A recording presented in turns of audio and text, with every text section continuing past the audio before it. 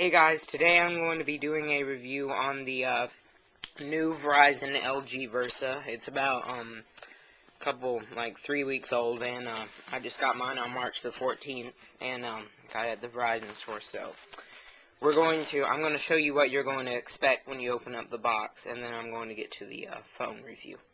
So okay, when you look at the box first, you'll see the phone on the front, and it will say touchscreen phone with QWERTY keypad. So, and then on this side it says the package contains VersaPhone, standard lithium-ion battery, QWERTY keypad, wall USB charger, stylus, and user guide, and the quick reference guide. And this side it will say Versa, back it will have the phone, top is your code and all that stuff. So, when you open up the box, I've already taken out the phone, but I'm just going to show you what you'll expect. See the phone over here, and then you just open this up, and it gives you the tips, hints, and shortcuts guide for the phone. And then the phone will be there, and your QWERTY keypad there. Sorry, I just lost my train of thought. Okay, so that's the box. Now let's move on to the actual phone. So, now, when you get this phone, you'll notice that on this side it has a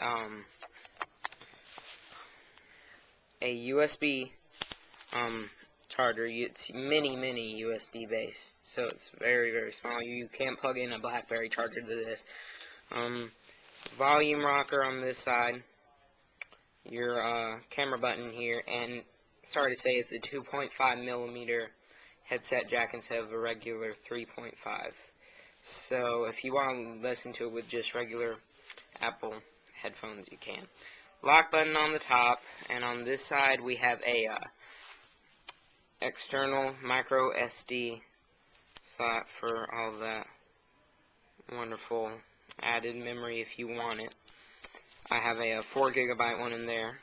And then on the back you have your little speaker place for the speaker to come out, and the 2.0 camera on the back with flash. And there's no self-portrait mirror, but really I can see myself in the glare from it. So, touch to unlock the phone. This is with the touchscreen. And depending on what you've set your module screen to be, it will open up with your favorites. And I have one favorite right now over there, and you can click on it. It's my mom, so I can send her a message. I can look at the phone, look at her contact. I can call her, and I can look at the messages that we've been sending, which she doesn't text me, so. Here are the shortcuts where you can just click the little tool button over here, and then just organize all your favorites and stuff. And if you don't want a favorite, you just drag it into the trash can. So, and then you press done to finish. Okay, so that's shortcuts. Then you have your media, which I don't have any media to put on here really, because I don't usually listen to music on my phone, but pictures and stuff you can put on here too, which we'll get to the camera in just a minute. And then it just goes back to the favorites. Now you have 3 hardware buttons. You have a send and end key, and a clear and speaker button key, or a back. I call it clear. Now, what you most likely want to see with this phone is the QWERTY keypad. So, let me set up my little tripod there. And what you do, you see this little slider on the back, if you can see it. You pull that to the side, and then the back cover will pop out, and you just pop it out. Now, the battery, you might think, oh, the battery's got to fall out in some way or whatever. Now, this battery is, like, locked into the back of this phone, okay? It is so tight that it takes a little push to get it up, so. But I don't want to turn off the phone. So, it is a 3.7 volume lithium-ion battery. And there's your speaker and your camera. Now, let's get to the module. Okay. So here's your keyboard pad.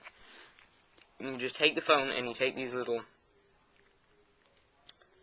connector hooks, and you place them onto these connector hooks like this. And it has little instructions on the back, but I don't need instructions because I've had this one.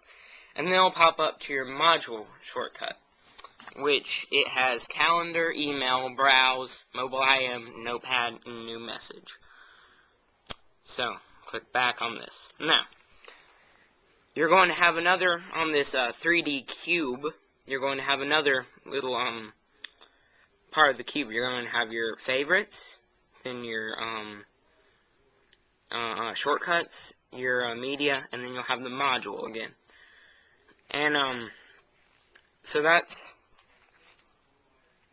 you just get an extra little shortcut. Now I've heard that they should have released on April the 1st. They should have released a gaming pad, but I haven't seen anything on YouTube, so who knows, they might not have.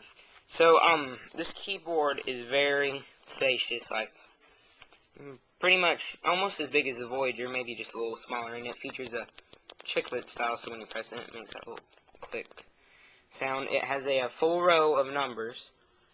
Clear is your backspace. Done is to get out, and that is your return key to get you out. They put a .com and @ symbol down here. Space is in the middle, unlike the Voyager and the NV2 where it's on the side. And this little navigator, which really when you're using it, it's not for much besides internet browsing and stuff. Your symbol and shift key and your speaker button. Okay, so now I'm going to show you some text messages on here. I'm going to go to New and Text Message, and then just type in some random crap. And so really, it's really easy to type on. And you'd think that since it's top heavy, it does add bulk to it when you put it on the keyboard, but it is spring loaded, and I promise you it wants to stay open. So I'll just end this. No. And okay, so now I'm going to get into the outside of this module cover. It is a OLED display on the outside. Hold on, somebody is calling the house. So OLED display and in key and send key, and for picking up calls. And if you want to call, you can call the latest person that you've called in your